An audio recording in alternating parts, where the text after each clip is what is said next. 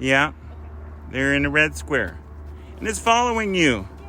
Thank you. Okay, super. Thank you for remembering. But remember with your elbows, like,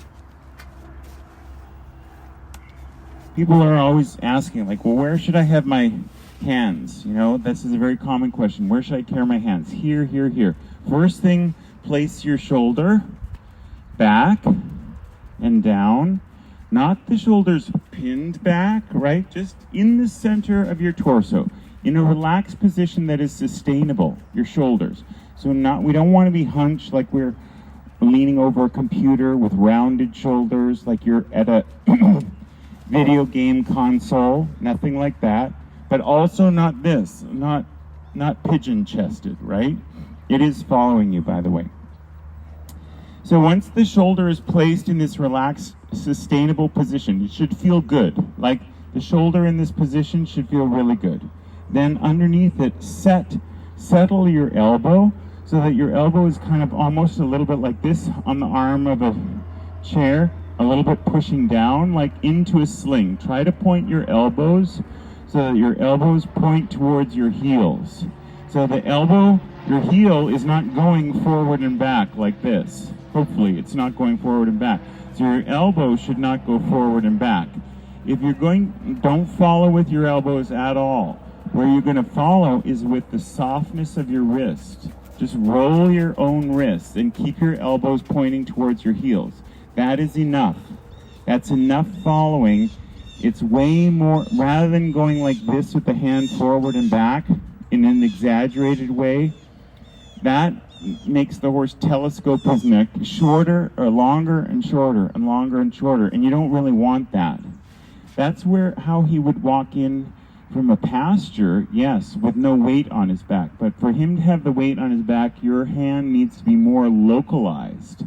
So rather than getting stiff in your hands, what I like to say is localize your elbows, limit the movement of your elbow, and then roll your wrists a little bit just to make sure to check that they are relaxed. And you should find there is this equation. As I relax my wrists and roll them a little bit, he relaxes his jaw. That is like a mathematical equation. So try to get him to, look, I'm kind of rolling that wrist, yes, and do one at a time. Do the right, very slowly, and watch for his reaction in the jaw, that he relaxes and drops a little bit, and then the left. Good. And while you're doing that, keep the elbows back where they belong. You see how he just lowered his head just there? And when he does, you see the top neck muscle starting to appear. It's starting to emerge out of the withers. You feel that? Can you see that? Exactly. That triangle, that is your gold. That is the hard muscle. This is a very difficult muscle to develop, and it's extremely important to him going from a horizontal balance, which is how we find them in nature, to a seated balance, which is how we make them collected. So why do we want collected? Is it because we're dressage riders? No, we want to collect them so that when they're 21, they have a nice, strongly developed haunches, right? Can we think of a 21-year-old horse that might have, but it's not too late. You see what I mean? It's sort of urgent that we do this, because if we ride in this way that we're trying to ride now, where you're thinking about creating more roundness in his top line, not just in his neck, but arching his neck, lifting his back, and tucking his pelvis. Nobody said any of that was easy. Okay, it's not necessarily easy, it's just good for the horse and makes them sound way, way longer. So feel like he's walking with his pelvis, and you feel the energy coming from his pelvis through your seat. So your seat muscles should be relaxed enough that you can actually feel the swing of the horse's back. So we're not tightening, the glutes or anything like that. You're just nicely relaxed and following the swing of his back. And I think you remember Lynette's lesson when I was saying, okay, your right seat bone just slides down the hill at this particular moment. So you feel how your seat is going forward, forward, forward, forward, right? So every other one of these forwards, it goes forward on the right slightly more, and on the odd numbers, it goes forward on the left. You're just following the slope of the horse's back. That's why I was saying right, left, right. So you're going to feel your seat go forward, forward on the right, especially right. Right, left, right. Right, right, right, left, right. And I'm saying it slightly ahead of time just to give you enough time to respond. Does that make sense? So, because you felt for years, you felt your seat go forward and back, right? So what I'm saying is there's another dimension in that going forward and back. Watch. You're forward and back, but it's really forward here, forward there, forward here, forward there, forward here, here, here, here. Yeah. And you'll notice that's how you're going to put him down on the bit, because you start to massage and follow. It's simultaneously, it is a following of the actual back movement that is underneath you. It's a following of the shape. And secondarily, it's also a soft stroking massage of those back muscles. So as they massage, they stretch. We want them to be stretched. Because as we said, what does every horse do when riders get on? They go yikes, and they tense the back muscles. So this is part of making your seat go in this way, is part of your promise to him that you're not going to be a wooden rider, that you're going to do everything that you can to try to, in all the dimensions of his movement, you're going to try your best to try to approximate that, follow that, harmonize with the movement. So harmony with horsemanship is not doing nothing, you know, and having a 6-pack of beer in your, you know, in your saddlebag. Harmony on horsemanship is like physical harmony, meaning you are actually harmonizing, you're matching his movement. He's not matching what you want his movement to be, you're matching what his movement is. And you see how the neck is emerging now that you're doing that? So you have to combine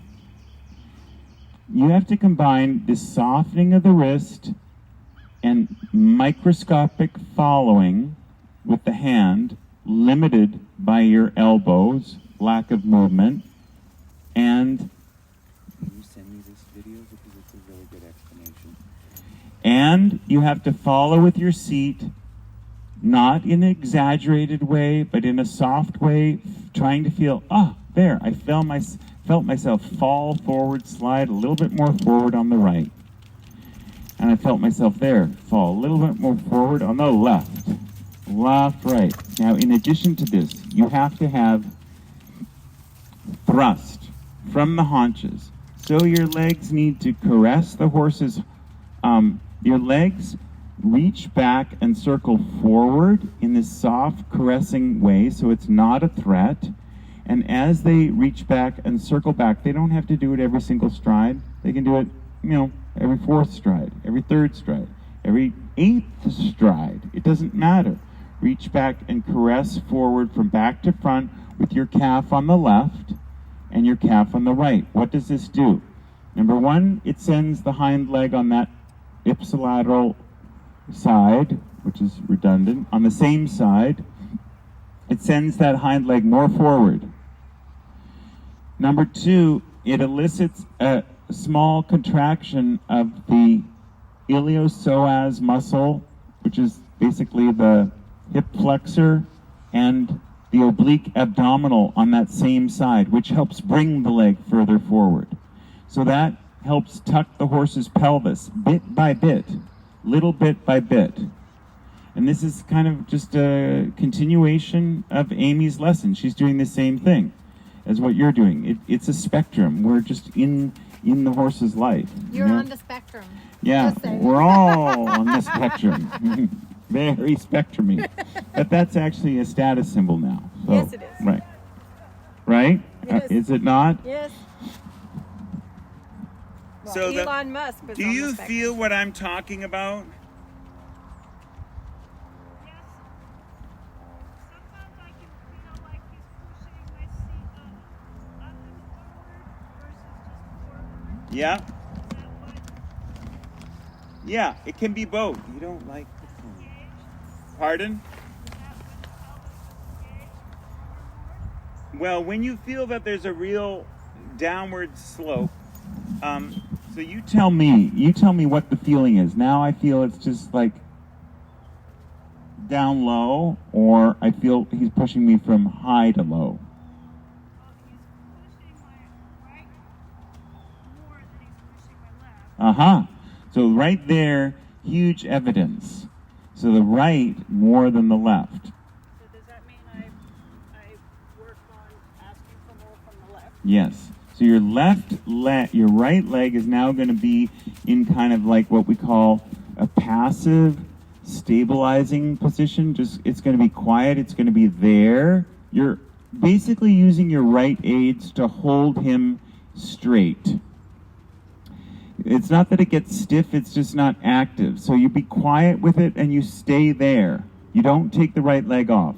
You keep your right elbow back by your side, you lower your right hand, and then you're going to make, look, a more of a brushing stroke with that left leg of yours from back to front, every fill in the blank number of strides, but not every stride.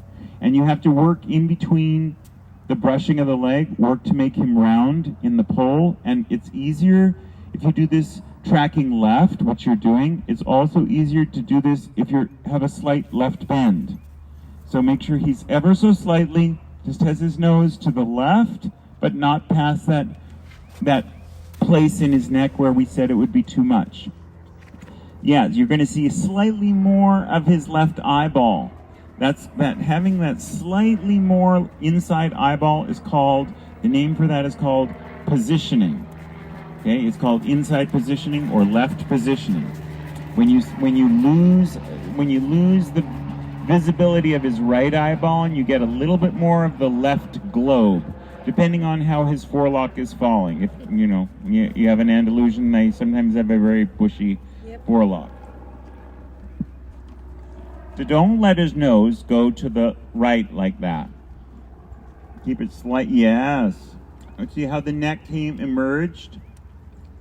So even when you're on the straight and you're walking down the wall tracking left, it's sort of like you're trying to take a piece of a very, very large circle and push this arc down the wall. You're trying to ride him a little bit in left positioning the whole time, even when you're on the wall, not arrow straight. You're a little bit looking to the left and keep having conversation between the two reins, the left and the right, so that he's not getting stale on the bit, so that his mouth and his jaw is active.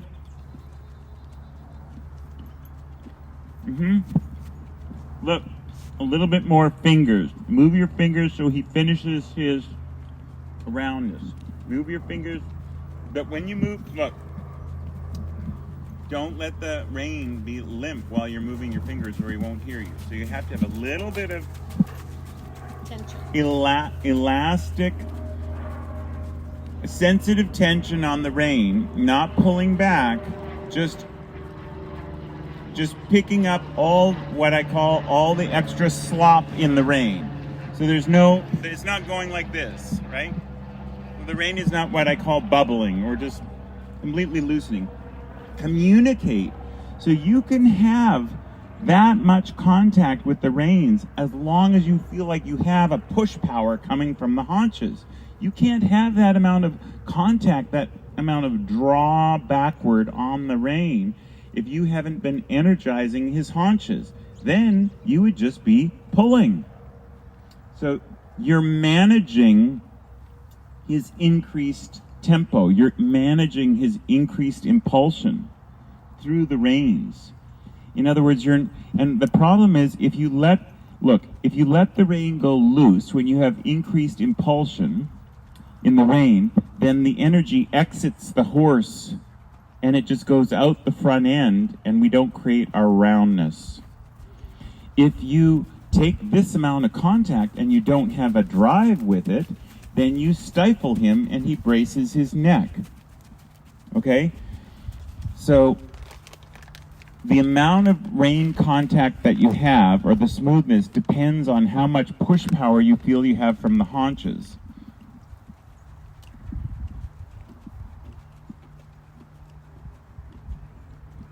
Let's go in the trot, but only rising, okay?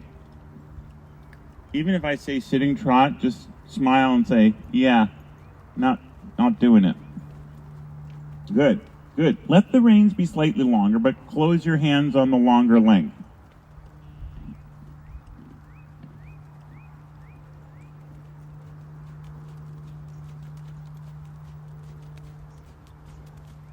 Okay, so walk.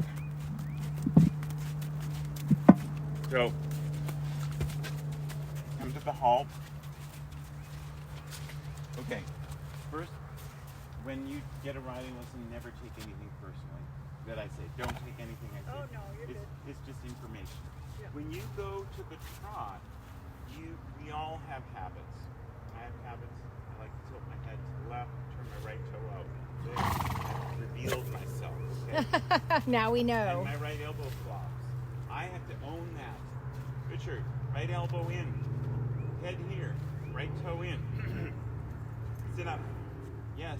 Do not make the world have a 30-degree slant. I have to own it. I've owned it for 50 years. Because I started when I was 2, right? Right. Okay, so what you do when you trot, you don't do the same thing in the trot that you just did as what you were doing in the walk. You get wide with the hand, Yeah. and then you loosen the reins, and then he's kind of like the staggering round. My thing is, it's going so nicely in the walk. Yeah. I want you to keep all this in the same narrowness. See, when you widen the hands, this is for maybe a 3-year-old that's just being back. It's like, okay, I'd like to actually not hit the hot wire, or, go over there. Like the wide hand like that is for 3 years ago, Okay. when he had no steering. And the problem is, when the hands are wide like that and then one loose, then the shoulders and the wither can just swashbuckle from side to side. They just can like go anywhere. But when you bring your hands together in here, you're saying, hey, I've decided that we're going to try with the withers and the front leg right here in this area, in this narrow area. And you need to just commit to that, even if you're wrong. And say, oh, okay, maybe they need to be over here. But I want you to trap them a little bit between narrow hands Okay. and not one rein kind of slopping out. Yeah. Okay, so you have it in the walk. So the self-discipline will be, even if we walk and we go to trot and we trot 8 steps, and you're like, hey, I kept it. Go back to walk and get it and reestablish. Okay. It's better to do that than go back to trot with a wide like he's a 3-year-old. Okay.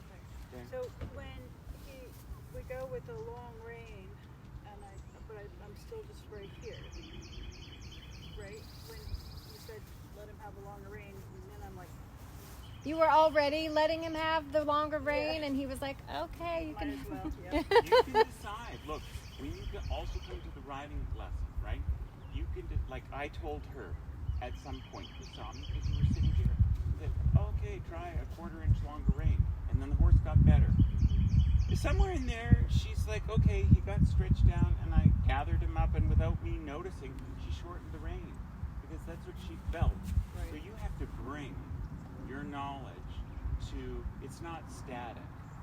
Like that longer rein is for those few minutes, and maybe you have to, but this wide hand has got to go. That's an absolute. But the length and the shortness of the rein, you could decide, just guess. Just say, I don't know what length we are. Let's be on the 3rd notch. And I'll tell you if I think it's wrong. The most important thing with the reins that they're the same length. Okay. So be on the 3rd notch and the 3rd notch, or the 4th and the 4th, and carry them not one hand forward, right? And not one hand back. So have them kind of opposite one another and on the same notch. This is pretty strict rules. And then what we're trying to do is always keep your right hand on the right side and your left hand, so no crossing of the wither of the hands, and try to be equidistant from the center line of the mane.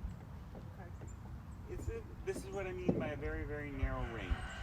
Just like you're kind of on a short leash, like a dog on a clothesline with a little, you know, a little Gotta run. right? And they can go up and down the thing, and that's all I can do. You're on a short leash. You got a limited run where you're allowed to go. So by limiting your hands, you're a lover. You're a lover. Okay, let's go again.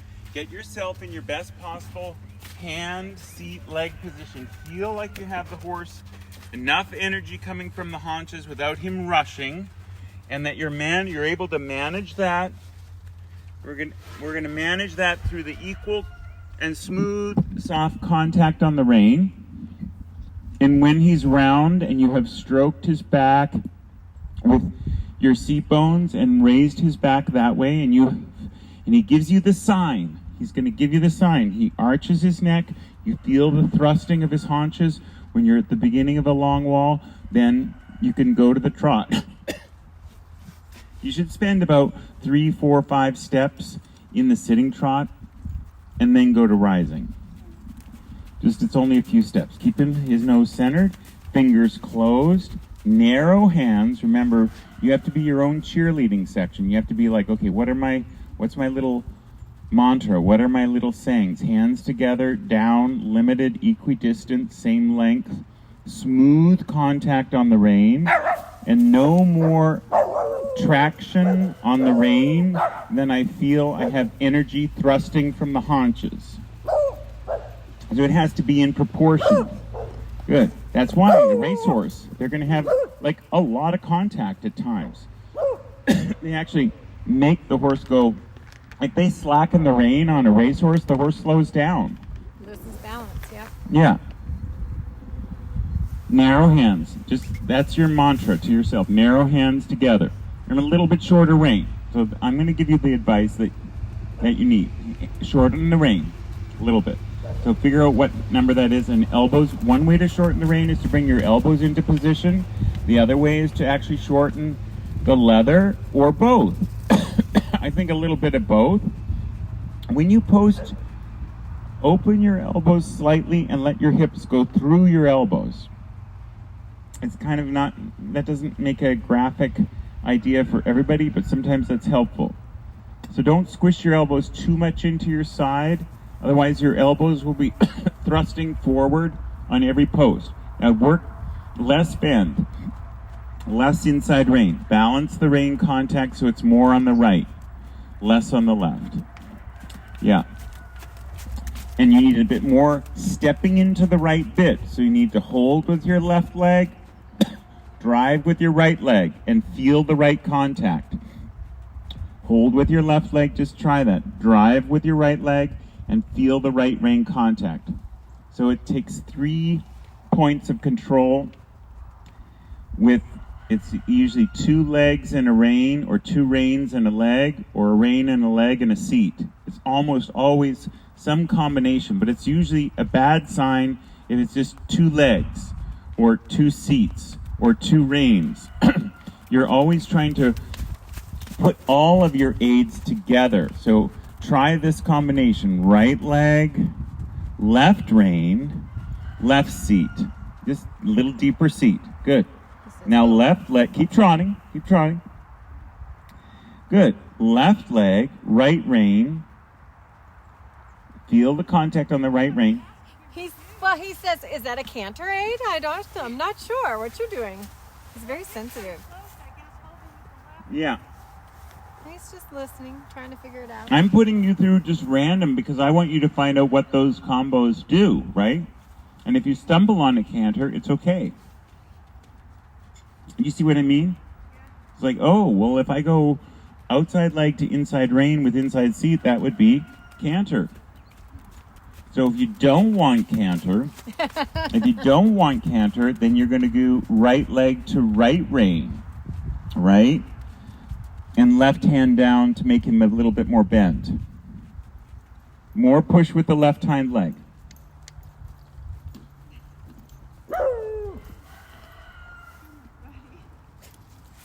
It's okay. Keep going, both legs. Keep going. Down center line at C and leg yield to your left wall. It doesn't matter if you haven't done it before, just fake it. If you have, just show me your leg yield to the, did I say left wall? Okay, left wall. Rising trot. Good. And down on the bit, a little rounder. Use more left rein. Super. Keep going. You can use the whole big arena. Go over that little pole. Super. Go and turn. Now down center line at A. And again, leg yield towards the left wall. Come to us, this wall. Us. Yeah. Down on the bit. Just work your horse down on the bit. Don't lean forward. Stay in balance. Good. You're going to do this one last time. Down center line at C. Again, you're going to the left wall, so try to get to the wall by F. That's a good exercise to just break her out of that position. There's a teaching thing. You see? Okay, down on the bit. Do a 10-meter circle to the right in the trot. Trot. Yeah, super. 10-meter circle. You go right back to where you left off on the center line. Go back. It's just a circle, so don't go down the wall. Good. Now leg yield over towards F. Rising trot, because you wanted to do rising trot. Right, down on the bit. Make his neck, yes. A little rounder. Head down, position of submission. This time, I'm going to go on the diagonal, wherever you like. You can do a long, ooh, nice. Go on the diagonal to change rein. Did you drop your charm bracelet down there? Did you drop your charm bracelet down there? Don't look down to the right like there's some gold coins in the sand, because I'll be up off my chair faster than you can say gold coin. So you'll see in the video. I want you to rewind the video at this point and enjoy the last time in your life that you looked down and to the inside, like it was where you're focusing your garacha, and doing your canter circle. Or whatever. Yeah. So look straight ahead. Good. And you're going to do a full circle here. We have to have a sense of humor. If we don't, we'll just have full circle over to M. And then back down the center line. How come she changed rein? She came across the diagonal. Oh, we're going to go to the right wall. Good. Down on the bit. Good. Super. Yes, down center line. And we're going now 3 leg yields to the right wall. On the bit. On the bit. Keep the reins in contact. Take out any unnecessary canines. Hey, come here, guys. Luda, come. Go back and do that again, okay? Yeah, turn left. To You the got to go left, left. the Yeah. left. Yes, Everything absolutely, you no own in the problem. box to the left. Come on, Luda. Come on. I was at this hunter jumper barn in Palo Alto, and they would be like, 13 people in there. It was a small arena. It was a short arena. A little bit wider than 20 meters, but filled with jumps. I'd go in there and they'd be like, eyes would get wide. It would be like the parting of the seas. I would go in there and just start careening across the diagonal. Within 5 minutes, the place was empty. I'm like, oh, it's left to left, isn't it? Left to left.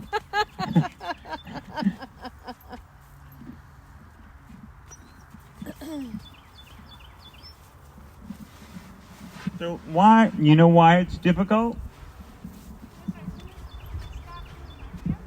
It's that left leg that doesn't want to work. His. Remember how you said his left hind leg is not stepping? He needs this. So that tells you this is the moment when we take the bit back. And you specifically need it on the left side. And we specifically need it on the leg. So that taking it away, we found where you make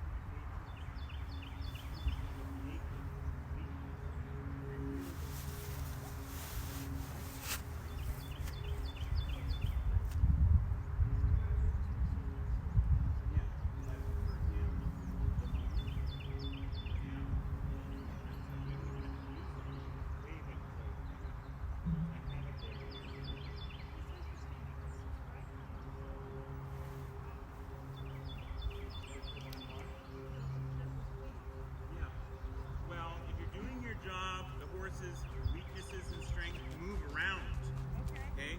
So that's, and remember, you're circling around We're going to our wall, to this right wall. So already start in the corner, left leg, waking them up. You can be on this side of the pole. Good. And make sure you get to the wall before K. Yes, good. And nose down. Nose down. Yes, what encouragement. Oh my gosh. Yay. Now he's really round. Down center line at that end. Very good. This is actually your best one. Down center line. Stay in the correct diagonal. Good. Keep going. Keep going. Keep the rhythm. Where am I going? Leg yield. Always right. Yeah, it's okay. Just circle down here. It's no problem. Circle. Here's how we determine 20-meter circle. Go back to M. You're going to go back down the center. Circle left. Turn to the left. To the left. To the left. Good. You're going to go back down to C. And we're going to come down center line. You're going to do, the rhythm is that you do about 3 of these in a row, the same direction. Down on the bit. And already start to leg yield towards our wall, to the right wall. Use your left leg to go to the right wall. Down on the bit, more right rein, more right rein. Yes, good. There you go. Reward him with your voice. Repeat. Do not lean forward. Lengthen stride on the next long wall. So lengthen. Let's not going faster. Just 1, 2, 3 on the bit. Little rounder. Good. That's right. Feel that you manage that. What's better? Good. And 10-meter circle in the corner. There. 10 meter. To half the width of the arena. Super. Good. Good. Keep it down in the bit. Hands down. Down center line at C. And over the white pole. And then the leg yield once. C. Center line. Good. Take another circle. It doesn't matter. 10-meter circle left. Yeah. So at C, you turn down center line. You're going to step over that white pole. Good. Better. Better. Touch with the left. Wave the left whip and come to our wall on the bit. Use more right rein. Right rein, not left. Left leg. Left leg, right rein. Good job. Okay. And then on the next diagonal, lengthen stride. So what you always want to do, this little sequence that we're doing, I want you to, if you've got the stamina, I want you to keep going.